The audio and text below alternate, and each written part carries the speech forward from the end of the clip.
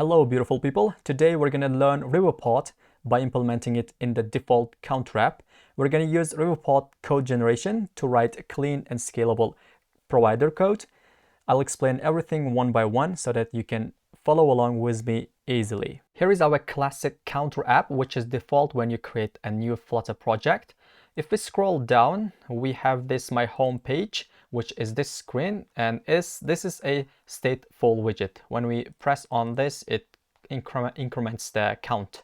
Okay, so as you can see, we have this setState method, use it as state management for this screen, and we're going to get rid of this and we're going to change this to stateless widget and use Riverpod as our state management solution for this counter app. Okay, first of all, we need to install a few packages inside our pubspec YAML file. So let me open my terminal first, and under this root project, I'm gonna run flutter pub add, let's specify the name of the package, Flutter Riverpod, and the next one is Riverpod annotation. Let's install these two packages as dependencies, and now it's done. We can scroll down and we can see here we have dependencies section, and there we have these two packages installed. Okay, you can grab the latest versions of these packages on pub.dev, so you can install them there as well. And now I need to install 3 more packages as dev dependencies for our code generation. Let me grab them first. So let's come here and I paste them. Here we have build runner, Riverpod generator, and Riverpod lint. So build runner and Riverpod generator helps us to generate code, like to generate Riverpod, which is like a best practice these days for creating Riverpod providers. Okay, so we're not going to write providers manually. We're going to generate them based on the templates we create. And the Riverpod lint helps us to write clean provider code. So this is linter rules. Okay, so let's save it and let's let the pub to get those packages as dev dependencies as well. Okay, it's installed, and we can close this pubspec YAML file and close the terminal, and we can actually close the sidebar as well. Let's first of all get rid of all of these comments. And here we can, first of all, let's change. Here we are using stateful widget, right? So let's actually change this to consumer widget, which is a widget comes from Riverpod annotation. Okay, so we have a few errors we need to fix. First of all, let's actually get rid of this state part, and we need to remove this increment as well. And now if we save it, you can see we have one more error. It says build widget function and isn't. All right, so we need to pass another argument here. We need to specify that, which is a widget widget ref. Okay, this widget ref is specific to this consumer widget. This consumer widget has a build method which passes us context and that widget reference. All right, so let's get rid of these comments as well. Let's say this is just title because it's no longer stateful widget. Let's get rid of all of these comments.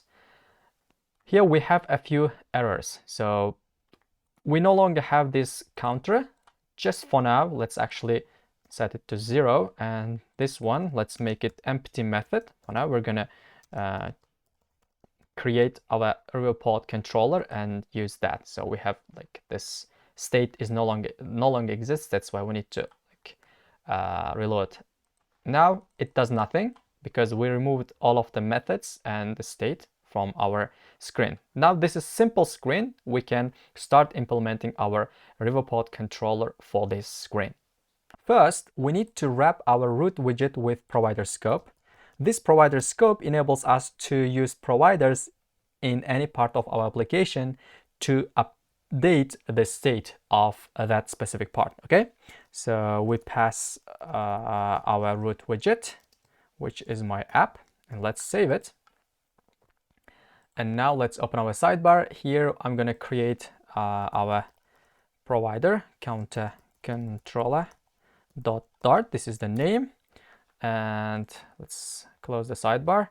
Here inside this file, we are gonna create a class.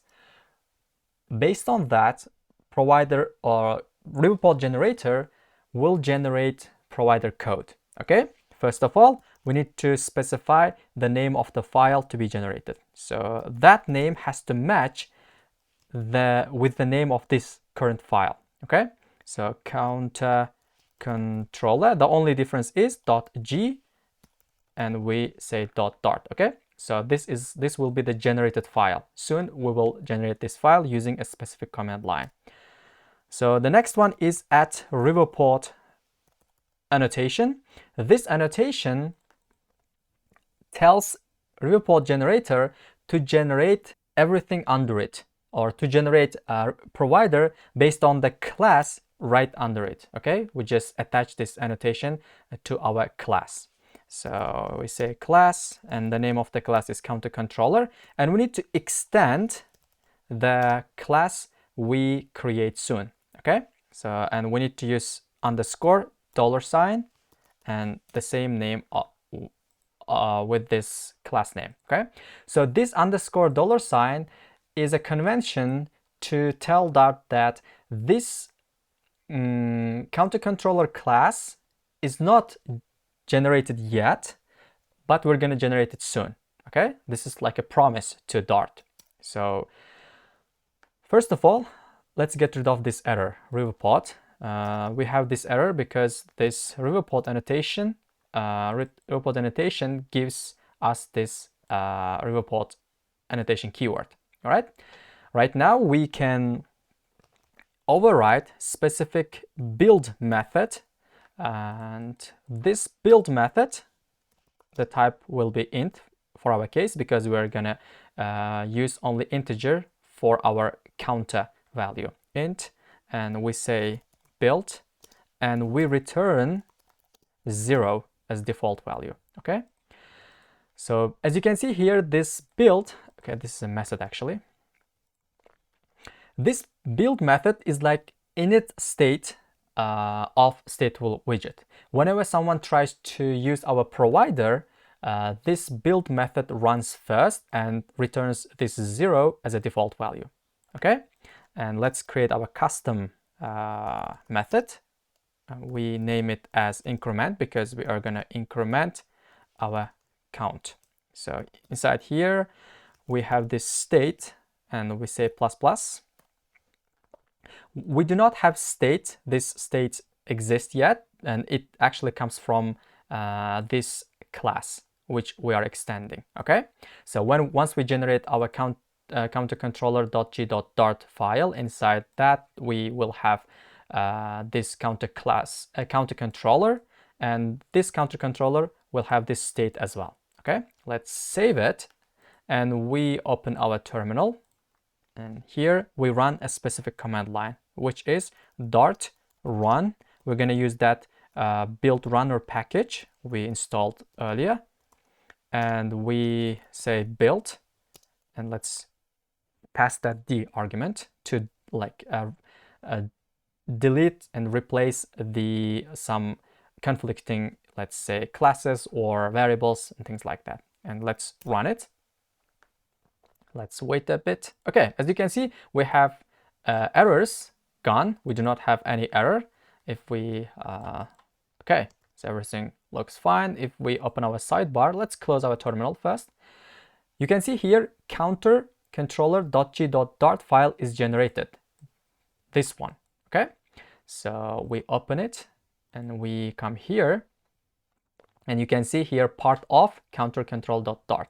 So this part, countercontroller.g.dart, this line tells Dart that everything inside this file, countercontroller.g.dart, is part of this file. Okay, that's what it is about. And inside here, we do not need to, or actually we will not touch anything inside here because everything is generated for us. So we can basically use this counter controller provider, which is a global variable. Okay, so we just close it. So this is kind of best practice now. We do not need to create our value notifiers, so we just use code generation, and Riverpod generator generates code based on our class. Okay, now let's close it. Let's actually reload our application just in case, to make sure this provider scope is running, because this main function runs only once when you reload your application. Okay, so that's why I just reloaded to make sure we will not have errors.